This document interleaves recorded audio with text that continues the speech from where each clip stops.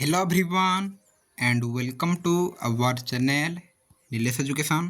देख गोटे बड़ अपडेट रही आज आज CBSE result right CBSE board रो आज रिजल्ट आसो तो कौन रही अपडेट आम पढ़ा जाना आज न्यूज रही देख जे मंगलवार माने आज केंद्रीय माध्यमिक शिक्षा बोर्ड बा सीबीएसई परिचालित दशम और द्वादश श्रेणी परीक्षाफल प्रकाश पाइब रिजल्ट आज आसो पूर्वाह्न दशम श्रेणी और अपराह्न द्वादश श्रेणी परीक्षा फल प्रकाश पाइब सीबीएसई परिचालित घर स्कूल को एपरी खबर आसवा नहीं एक विशेष स्तर सूचना मिली केवल एतिक नुहे डिजिलकर राइट डिजिलकर वेबसाइट रे रिजल्ट खूब शीघ्र आसो बोली लिखा जाइए तो डिजिलकर प्रथम रिजल्ट आसपे राइट तो समस्ते प्रथम तो जब चाहिए डिजिलकर देखिपर ना जब सीबीएसई ऑफिशियल वेबसाइट रिजल्ट देखिए सूचनायोग्य सीबीएसई दशम परीक्षा गत फेब्रुआरी 15 मार्च 1 जाए होता सेपरी द्वादश श्रेणी परीक्षा फेब्रुआरी 15 आरंभ हो एप्रिल 4 में शेष हो चलित वर्ष सारा देश में दशम द्वादश श्रेणी 44 लाख पिला परीक्षा देते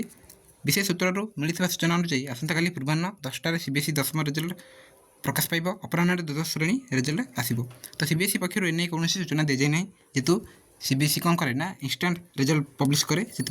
एपर्यंत सेमती किसी आसी ना बट रिजल्ट आसबार चान्स रही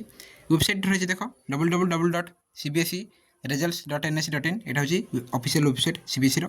एथिरे रिजल्ट उपलब्ध हो पिलामाने सेमानकर रोल नंबर जन्म तारीख प्रदान करी रिजल्ट देखिपारे राइट रोल नंबर और डेट ऑफ बर्थ देकी रिजल्ट देखिए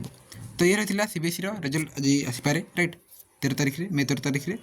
तो बहुत चान्स रही तो तुम मैंने निज रिजल्ट देखिपर दशमर